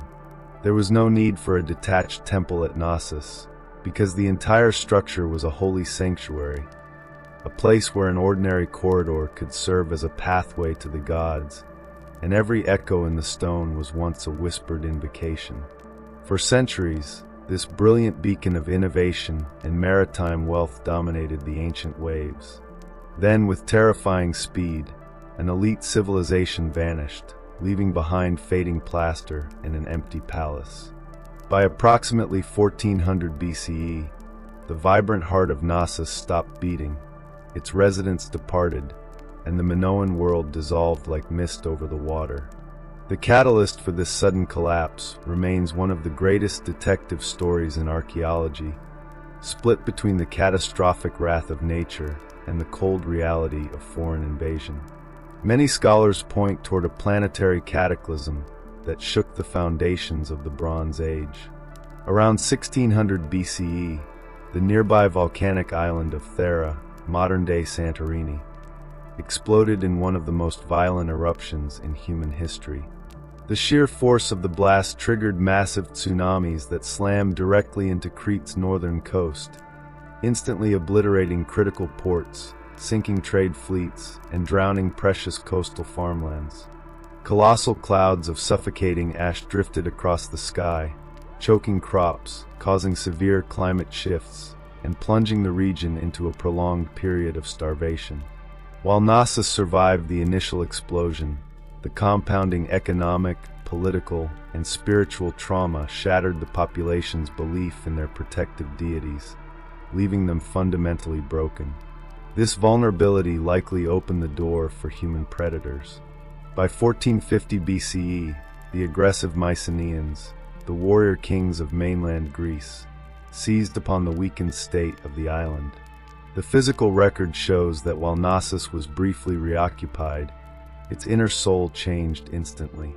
The fluid, peaceful artwork was replaced by aggressive, martial themes celebrating weapons and conquest. Linear A vanished, replaced by Linear B, the pragmatic script of Mycenaean scribes. The grand halls that once echoed with the songs of snake priestesses and bull dancers now whispered in a foreign, conquering tongue, signaling the final absorption of Europe's first great mystery into the martial legends of early Greece. The sunset of Knossos did not come with the thunder of a massive final battle or the dramatic burning of its grand multi-story wings. Instead, the final collapse of Europe's first maritime superpower was a slow, muted retreat. While some scholars highlight external conquests or ecological disasters, others point toward an internal decay, a quiet revolution of the lower classes, political instability, or a complete failure of the ruling elite to maintain their vast trade monopolies. What puzzles modern researchers most is the absolute lack of physical trauma left behind in the ruins. The stone corridors contain no charred skeletons or evidence of mass slaughter. The great palatial system did not fall with a desperate scream. It dissolved into a whisper. Slowly, the bustling workshops grew cold, the elaborate rituals ceased, and the native flora began to reclaim the limestone blocks. By the time Homer composed his epic poetry, the magnificent valley complex had already transitioned into ancient lore, a half-remembered memory tangled up in stories of forgotten kings, half-human monsters, and inescapable mazes. Knossos was not simply destroyed by volcanic eruptions or mainland invaders. It was conquered by time, vanishing beneath the weight of rising empires, just as all magnificent civilizations eventually do. Yet, the physical bones of the city remained hidden beneath the Cretan soil, humming quietly through the centuries, waiting for someone to follow the invisible thread. For over 3 millennia, the heart of Minoan culture slept beneath the dirt and olive groves, its true name forgotten and its history distorted by layers of Greek mythology. That silence was shattered in 1900 by Sir Arthur Evans, a wealthy British archaeologist with a dramatic flair and an obsession with Homeric epics. Prompted by local farmers who kept unearthing strange stone seals and delicate artifacts from a massive mound, Evans purchased the entire site and began an excavation that would permanently alter our understanding of the Bronze Age Aegean. He uncovered a structure so vast and advanced that he immediately proclaimed it the authentic home of King Minos, naming the mysterious builders the Minoans. Evans was far more than a traditional excavator. He was a master storyteller whose methods spark heated debates among modern historians. To bring the ruins to life, he used reinforced concrete to rebuild entire sections of the complex, reconstructing vibrant frescoes and restoring columns based on his personal interpretations. While some celebrate this approach as a visionary triumph that allows modern visitors to experience the scale of the Bronze Age, critics condemn it as Edwardian vandalism, pointing out that what stands today is a blend of genuine ancient masonry and 20th century imagination. Nevertheless, his work revealed an elegant, literate maritime society far older than classical Greece, exposing the unreadable linear script and proving that a real, highly sophisticated human history lay directly behind the legend of the labyrinth. To explore the restored halls of Knossos is to navigate a complex language composed entirely of symbols, painted across plaster, carved into stone blocks, and woven into intricate architectural patterns. Because the Minoans left behind no bilingual key like the Rosetta Stone, their actual thoughts remain locked within the undeciphered linear script. Yet their visual art speaks volumes, completely lacking the ancient world's typical obsession with bloody conquests, rows of armed soldiers, or hardened war heroes. Instead, their walls celebrate ecological harmony, leaping dolphins, blooming lilies, birds in flight, and sacred bulls, depicting humans who are alive, elegant, and locked in continuous ritual dances. The most dominant symbol unearthed within the palace is the labyrinth, a double-headed axe etched onto sacred pillars, shrines, and pottery. Far from a weapon of war, the double axe functioned as a potent religious icon, closely tied to female divinity, agricultural renewal, or celestial cycles. Some linguists suggest that the very word labyrinth originates from labyrinth, meaning the legendary maze was never designed as a physical trap or a prison, but rather as the sacred house of the double axe. Combined with the horns of consecration, stylized stone bull horns marking the borders of holy spaces, the layout of the palace itself may have been a symbolic mirror of seasonal patterns, transforming a visitor's journey through the winding corridors into a spiritual passage through life, death, and the underworld. Today, Knossos stands as an excavated ruin, yet it refuses to feel truly dead. Its twisting corridors still project a distinct energy, capturing the imagination of tourists, historians, and storytellers who wander its concrete halls. We remain entirely ignorant of the real names of its rulers, the laws that govern their maritime trade, or the specific prayers whispered by their serpent priestesses. What we do know is that long before the Parthenon climbed its hill in Athens, before Rome was founded, or the grand palaces of Persia were built, there was Knossos, a unique metropolis that was simultaneously a city, a palace, a temple, and a story carved into stone. The myth of the Minotaur did not emerge from a vacuum. It was born from the genuine confusion of this massive building's layout, the intensity of its bull-leaping rituals, and the deep awe it struck into the hearts of the primitive mainland tribes who later encountered its remains. The ancient Greeks transformed this architectural wonder into a terrifying fairy tale, while modern researchers transformed it into an archaeological puzzle. Ultimately, Knossos remains a brilliant intersection of both fact and fiction, where the line between history and legend still shimmers like heat over stone, reminding us that some mysteries are not meant to be clinically solved, they are meant to be felt. While the early civilizations of the Mediterranean expressed their power through grand architecture and trade, later empires turned their focus toward developing highly specialized engines of destruction. Among these, the battering ram evolved from a crude tool into a terrifying masterpiece of military engineering. The earliest variants were remarkably simple. A team of soldiers would hoist a heavy tree trunk on their shoulders, running forward to smash it against an enemy gate like a group of frenzied lumberjacks. However, as defensive architecture advanced, engineers realized that mounting the massive log inside a wheeled wooden frame, protected by a reinforced roof to shield the operators from flights of arrows and boiling oil, turned the apparatus into an unstoppable weapon of psychological terror. The Assyrians, the undisputed masters of early siege warfare, transformed the battering ram into a complex tool of psychological dominance. They constructed massive, multi-wheeled siege towers that combined heavy, iron-tipped rams with elevated archer platforms, allowing them to rain continuous fire down upon defenders while simultaneously shattering the city's gates. Intricate stone relief carvings discovered in the ruins of Nineveh depict these pointed wooden beasts rolling directly up to the defenses of rebellious cities like slow-moving gods of destruction. These engines did not just strike the front doors.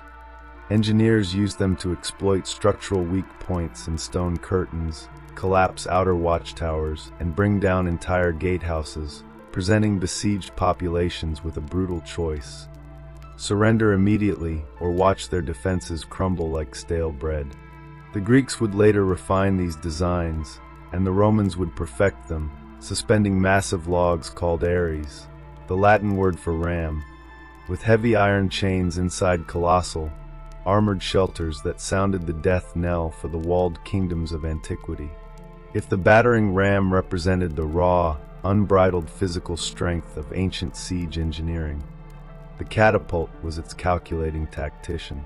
While rams relied on close-range impact, catapults completely altered the rules of engagement by attacking fortifications from a safe distance, projecting lethal force along with absolute psychological terror. They stood as the first true artillery pieces in military history, revolutionizing conflict by weaponizing mechanical physics in a manner that felt deeply supernatural to those stranded behind defensive walls. The earliest recorded versions of these long-range machines emerged from the Greek world during the 4th century BCE, developed by brilliant innovators seeking to maximize distance and velocity on the battlefield. Dionysius I of Syracuse, an ambitious tyrant with a distinct appetite for revolutionary weaponry, funded the creation of the first torsion-powered catapults. These intricate machines were not primitive, oversized slingshots. They were precision instruments designed for psychological dominance. The underlying engineering relied on tightly twisting thick bundles of ropes made from animal sinew or human hair to store tremendous amounts of potential energy. When the trigger mechanism released this stored force, The snapping arm could propel heavy boulders, jagged javelins, or burning projectiles hundreds of meters across open fields. As tactical needs evolved, two distinct models emerged as military standards. The ballista, which fired massive, iron-tipped bolts along a flat trajectory like a colossal crossbow, and the stone-throwing catapult, which lofted heavy spheres over defensive curtains to shatter inner structures. Roman military engineers later inherited these Greek concepts, systematically adapting them for a professional, mobile army. They built standardized catapult models that could be disassembled, transported on standard supply carts, and rebuilt directly at a siege site. These mobile engines were capable of launching 60-pound stone spheres at incredible velocities, easily fracturing heavy wooden gates, obliterating stone battlements, and cutting down ranks of defenders. Yet, ancient commanders recognized that the true power of the catapult extended far beyond simple structural destruction. It was a theater of psychological torment. Besieged populations watched in horror as catapults were used to launch infected animal carcasses over their walls to poison water supplies, or severed heads to utterly crush the morale of the defenders. While these heavy machines were vulnerable to swampy terrain and required highly trained, specialized crews to calculate correct trajectories, their presence transformed ancient warfare permanently. For the first time in human history, enclosed populations realized that thick stone walls were no longer a guarantee of survival, because destruction now fell directly from the sky. As the ancient world gave way to the medieval era, the technology of distance warfare culminated in the creation of the undisputed sovereign of the battlefield, the counterweight trebuchet. Towering, creaking, and absolutely terrifying, this massive engine was far more than a simple machine of war. It was an absolute political statement. The mere appearance of a trebuchet at a siege line informed a defending garrison that their high stone curtains were entirely obsolete. Unlike its older, tension-powered predecessors, the trebuchet bypassed twisted ropes entirely, relying instead on the absolute, unyielding law of gravity. The core design of this machine was a study in pure mechanical advantage. A long, uneven wooden beam was balanced on a massive timber frame, featuring an incredibly heavy counterweight box filled with tons of earth or scrap iron on the shorter end, and a flexible rope sling on the longer side. Crew members used heavy winches to pull the long arm down, lifting the massive counterweight high into the air. When the release hook was struck, gravity pulled the heavy box downward with immense speed, causing the long arm to whip upward in a dramatic arc, swinging the sling forward to release its payload at the perfect peak of momentum.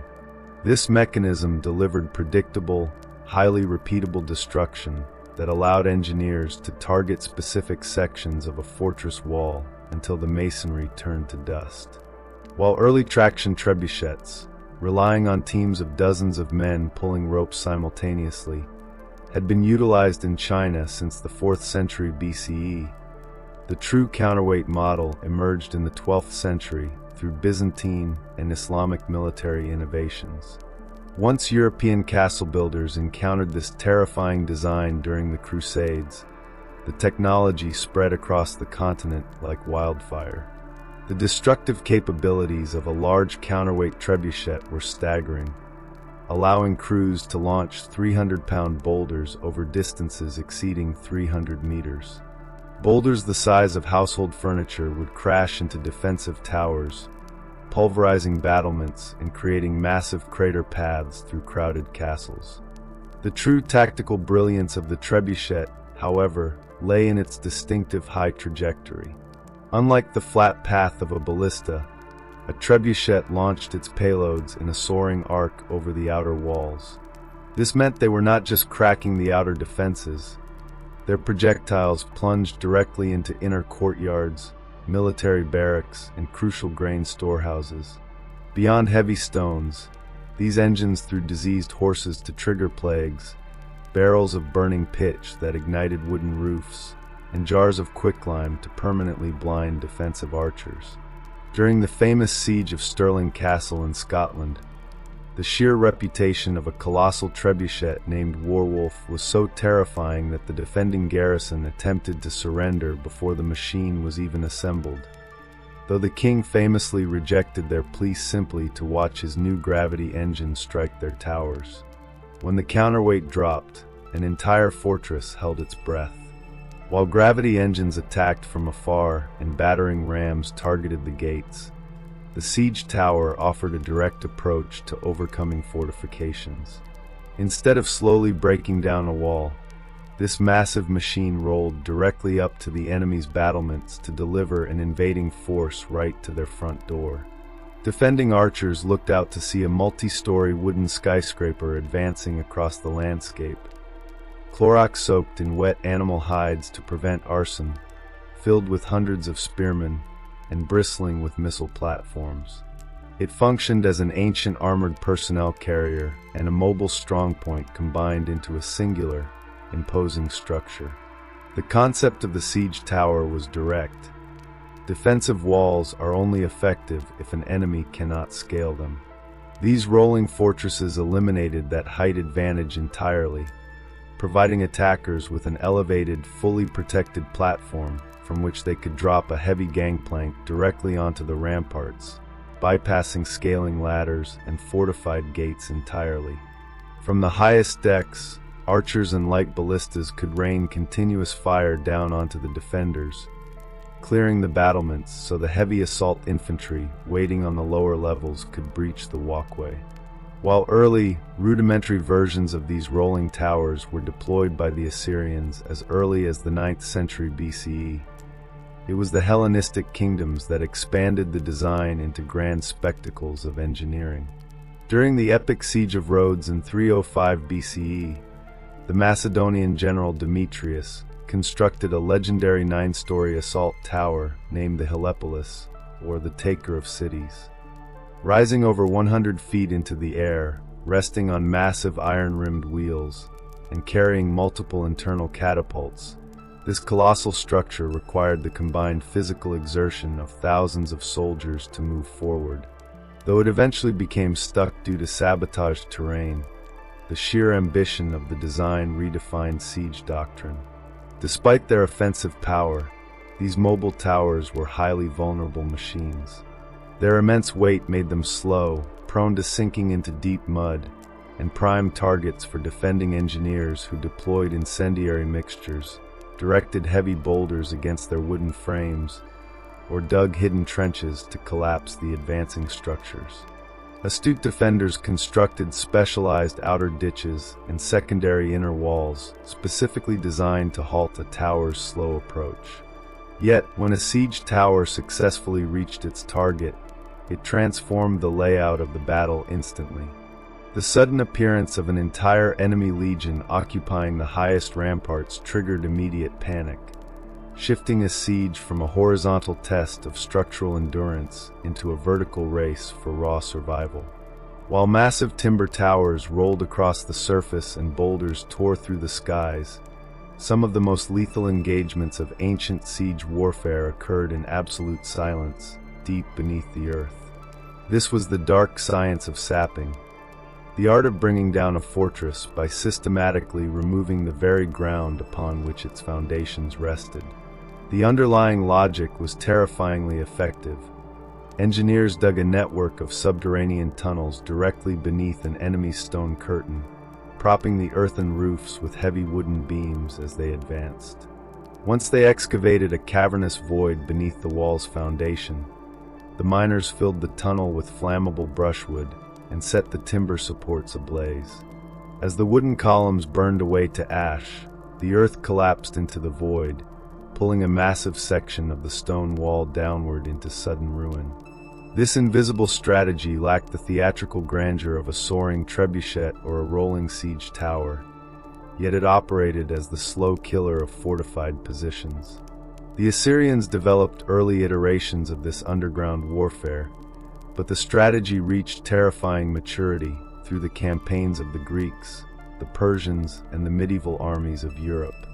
Defenders recognized that their massive stone towers were useless if the bedrock beneath them disappeared, forcing them to develop sensitive acoustic techniques, such as placing bronze bowls filled with water or hanging bells against the ground, to detect the faint vibrations of picks moving beneath the soil. Once a mining tunnel was discovered, the defense launched an immediate, equally claustrophobic response, digging counter tunnels to intercept the invaders mid-excavation. When these subterranean paths collided, the darkness transformed into a brutal nightmare of hand-to-hand combat. In cramped, pitch-black mud tubes where a soldier could barely swing a sword, men fought with daggers, clubs, and bare hands. During the siege of Plataea in 429 BCE, the Spartans attempted to tunnel directly beneath the city's defenses, only for the residents to dig a counter-trench that breached the Spartan shaft, turning the underground void into a lethal trap. Sapping proved that a fortress could never be saved simply by looking to the horizon. Sometimes, the greatest threat to an empire was moving quietly right beneath its feet. This desperate defensive response became known as countermining, injecting a deeply eerie, claustrophobic element into the already brutal landscape of siege warfare. Defensive soldiers were forced to labor in absolute, suffocating darkness hundreds of feet beneath the foundations, pressing their ears against the cold, damp earth to catch the faint, rhythmic scraping of enemy iron picks. The absolute instant that tapping was pinpointed, the counterminers would rapidly excavate a path to intercept, resulting in chaotic, terrifying skirmishes illuminated only by the erratic flicker of handheld torches. In these narrow earthen tubes, there was absolutely no room for military glory, only raw panic, flying dirt, and hand-to-hand desperation fought with daggers, heavy rocks, and trench shovels. Yet, when offensive undermining bypassed these underground sentinels, the structural consequences were utterly catastrophic. One of the most infamous displays of this subterranean destruction occurred in 1215 during the epic siege of Rochester Castle in England. Having successfully tunneled directly beneath the fortress's massive southern curtain wall, the forces of King John packed the excavated gallery with the rendered fat of 40 slaughtered pigs and set the entire timber-propped chamber ablaze. The intense, fat-fueled inferno quickly reduced the supporting oak beams to ash, causing the earth to open up and instantly bringing the entire stone tower crashing down into a mountain of rubble. By the dawn of the 13th century, siege engineers had evolved into highly specialized technical consultants, expertly analyzing soil mechanics, measuring foundation stress points, and calculating structural failure with terrifying mathematical precision. They operated as geologists and demolition experts combined into a single entity, proving a fundamental rule of antiquity. If a military force could not scale over a wall or smash through its gates, they could always drag it down into the earth from below. The theatrical brilliance of siege warfare did not belong exclusively to the advancing armies. For every mechanical ram constructed or armored tower rolled across the trenches, defenders deployed an array of deadly, inventive countermeasures designed to exploit the physical vulnerability of the attackers. Foremost among these defensive terrors was the legendary Greek fire, a highly classified incendiary compound perfected by the Byzantine Empire around the 7th century CE. This volatile liquid acted as an ancient equivalent to napalm, adhering fiercely to wooden hulls, stone battlements, and human flesh, continuing to burn with intense fury even when fully submerged in water. Projected through pressurized bronze siphons or lobbed in fragile clay vessels, it transformed assault lines into scenes of absolute, screaming chaos, its top-secret chemical formula vanishing permanently with the collapse of the empire. In less technologically complex sieges, defenders relied on simpler, readily available scalding agents poured directly through murder holes, specialized structural apertures built into the ceilings of gatehouses and overhanging parapets. Boiling water, scorching oil, and heated sand were unleashed relentlessly onto the clustered masses below. Boiling oil was particularly dreaded by assault infantry. Its viscous nature allowed it to cling to flesh, soaking deep underneath leather padding and iron plates to cook the soldier within, turning a successful ladder ascent into an inescapable, fiery trap. Finely heated sand, though less visually dramatic from a distance, was exceptionally vicious. The searing grains easily slipped into the tiny articulated gaps of knightly armor, settling around the neck, wrists, and joints to inflict horrific, deep-tissue second- and third-degree burns that instantly reduced battle-hardened warriors to incapacitated wrecks. Simultaneously, defenders weaponized gravity itself, heaving massive boulders, heavy tree trunks, and infected animal carcasses from the battlements to systematically fracture incoming engines and crush attacking ranks. Every component of a castle's architecture functioned as a calculated puzzle of pain designed to extract a heavy price for every inch of progress, pursuing a singular strategic objective: delay. Every hour a fortress held brought the invading army closer to starving supply lines, rampant camp diseases, and the sudden arrival of a royal relief force. In the brutal calculus of a siege, structural demolition was merely a secondary objective. The primary goal was the absolute psychological domination of the enemy, shattering the internal willpower of a population long before the physical walls were ever compromised.